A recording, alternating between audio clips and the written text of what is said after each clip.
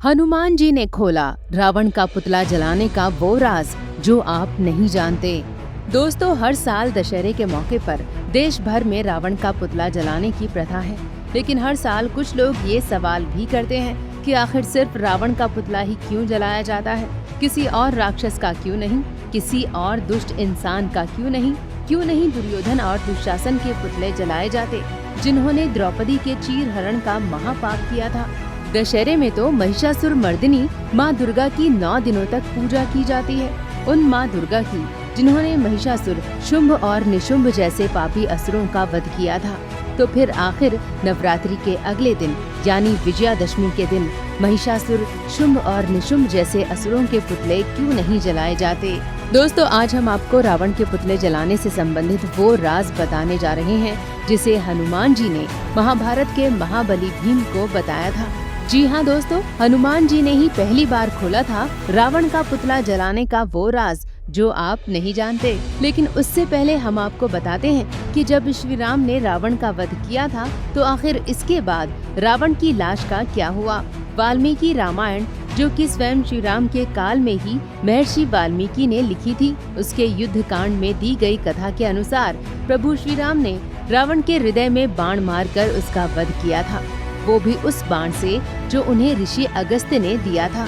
जब रावण का वध हो गया और उनके भाई विभीषण ने रावण की लाश का अंतिम संस्कार यानी श्राद्ध करने से मना कर दिया, लेकिन श्री राम ने विभीषण से ये कहा कि जब तक रावण जीवित था तब तक तुम्हारी उससे शत्रुता थी, अब वो मर गया है तो वो तुम्हारा शत्रु नहीं रहा, इसलिए उसका भी अंतिम संस्कार होना चाहिए। तब विभीषण ने रावण की चिता सजाई और उसका हिंदू विधि विधान से अंतिम संस्कार कर दिया। दोस्तों, यही कथा मोटे तौर पर तुलसीदास रचित रामचरितमानस में भी मिलती है। लेकिन फिर ये सवाल उठता है कि जब रावण का अंतिम संस्कार कर ही दिया गया था तो फिर उसका पुतला क्यों जलाया जाता है? जब रावण के वध के बाद श्री राम और रावण की शत्रुता समाप्त हो गई और श्री राम ने स्वयं रावण के गुणों की प्रशंसा भी की, तो फिर आखिर आज भी रावण को बुरा मानकर उसके पुतले को क्यों जलाया जाता है? अब रावण के वध को लेकर हम आपको बताते हैं एक दूसरी थ्योरी, जो कि कुछ पुराणों और दूसरी राम कथाओं में मिलती है। इस कथा के अनुसार रावण की नाभि में अमृत कुंड था, जिसकी वजह से रावण का वध करना श्री राम के लिए भी मुश्किल हो रहा था। जब श्री राम रावण का सिर काटते, तत्काल उसके सिर पर नया सिर प्रकट हो जाता था। तब रावण के भाई विभीषण ने श्री राम को ये राज बताया कि जब तक उसकी नाभि में मौजूद अमृत कुंड के अमृत को सुखाया नहीं जाएगा, रावण नहीं मरेगा। तब श्री राम ने एक बाण से रावण की नाभि में मौजूद उस अमृत को सुखा दिया और इसके बाद एक और बाण मारकर रावण का वध कर दिया। लेकिन इस कहानी को बताने वाले पुराण और दूसरी राम कथाएं भी यही बताती हैं कि इसके बाद भी रावण की चिता सजाकर उसका अंतिम संस्कार कर दिया गया था। यानी ये सवाल अब भी जस का तस है कि रावण का पुतला क्यों जलाया जाता है। दोस्तों, रावण के वध को लेकर एक तीसरी कथा भी प्रसिद्ध है, जिसके मुताबिक रावण की नाभि में अमृत का रहस्य तो भगवान राम को विभीषण ने बता ही दिया था, लेकिन अमृत को काटने के लिए एक विशेष बाण की आवश्यकता थी, जो कथाओं के अनुसार रावण की पत्नी मंदोदरी के महल में था। अब रावण का वध करने वाला दिव्यास्त्र बाण मंदोदरी के महल से कैसे लाया जा सके, इसके लिए हनुमान जी ब्राह्मण भिक्षु का वेश धारण करके मंदोदरी के पास पहुँचे और मंदोदरी से वो दिव्यास्त्र बाण बड़ी चतुराई से और सूझबूझ से प्राप्त कर लिया। इसके बाद भगवान राम ने इसी दिव्यास्त्र से रावण का वध किया था, लेकिन इस कथा के अनुसार भी रावण का अंतिम संस्कार किया गया था, इसलिए उसके पुतले जलाने की बात यहाँ भी स्पष्ट नहीं होती। अब हम आपको श्रीलंका में प्रचलित एक कथा के बारे में बताते हैं, जो संभवतः रावण के वध को लेकर एक अनूठी कथा है। वो कथा ये है कि भगवान राम ने रावण का वध करने के लिए उसकी नाभि में बाण चलाया था, जिससे रावण का शरीर जलकर राख हो गया था।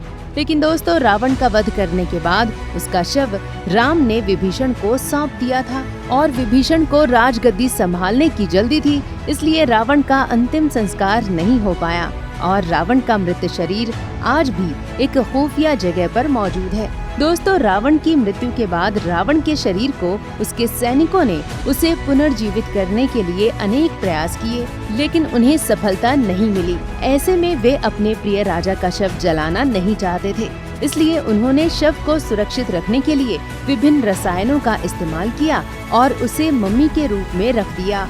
दोस्तों, रावण के अवशेष जिस गुफा में सुरक्षित रखे जाते हैं, वो गुफा श्रीलंका के जंगलों में स्थित है। ये गुफा 8000 फीट की ऊंचाई पर स्थित है। ये जंगल काफी घना है और जंगली जानवरों से भरा हुआ है। ऐसा भी कहा जाता है कि उस मम्मी के साथ ही रावण का खजाना भी छिपा हुआ है, इसलिए वहाँ उस खजाने की रखवाली के लिए उस गुफा में खूंखार सांप और कई तरह के खतरनाक जानवर रहते हैं। लेकिन दोस्तों, अब सवाल फिर से यही है कि रावण का जब दाह संस्कार नहीं किया गया और न ही रावण के मृत शरीर को जलाया गया, तो फिर क्यों आज तक रावण का पुतला जलाया जाता है? तो चलिए आखिर में हम आपके सामने वो राज खोल ही देते हैं जो महाभारत की कथा से जुड़ा हुआ है। दोस्तों, महाभारत में भी प्रभु श्री राम के जीवन की पूरी कथा दी गई है, जिसे रामोपाख्यान भी कहते हैं। इसके अलावा हनुमान जी ने महाबली भीम को भी श्री राम की पूरी कथा बताई थी, जब उन दोनों की मुलाकात हुई थी। इस कथा के अनुसार जब श्री राम ने रावण के ऊपर अपना अमोघ बाण चलाया था, तब हनुमान जी के अनुसार रावण का पूरा शरीर धू-धू कर जलने लगा और ऐसा जला कि उसकी राख तक नहीं बची। संभवतः यहीं से रावण का पुतला बनाकर उसे इस प्रकार जलाने की शुरुआत हुई थी, जिससे कि उसकी राख भी न बचे।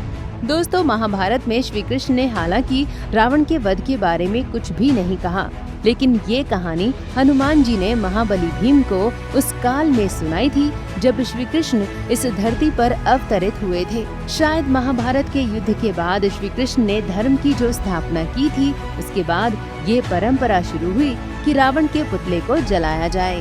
हालांकि दोस्तों, हमें रावण के पुतले जलाने के प्रमाण ज्यादा नहीं मिलते हैं, लेकिन 1920 में पाकिस्तान के बलूचिस्तान में रावण दहन के उत्सव को मनाने के प्रमाण मिलते हैं। इस तस्वीर को देखिए, ये पाकिस्तान के बलूचिस्तान प्रांत की है, जहां साल 1920 में रावण दहन का आयोजन किया गया है। इसके अलावा साल 1948 में ही पाकिस्तान से आए रिफ्यूजीज ने भी झारखंड की राजधानी रांची में इस परंपरा को प्रचलित किया था और धीरे धीरे पूरे देश में रावण के पुतले जलाए जाने की परंपरा सी बन गई। तो दोस्तों, उम्मीद करते हैं कि आपको हमारी ये जानकारी अच्छी लगी होगी। आपसे निवेदन है कि आप इस वीडियो को लाइक करें और हमारे चैनल को सब्सक्राइब भी कर लें। आखिर तक इस वीडियो को देखने के लिए आपका बहुत बहुत धन्यवाद।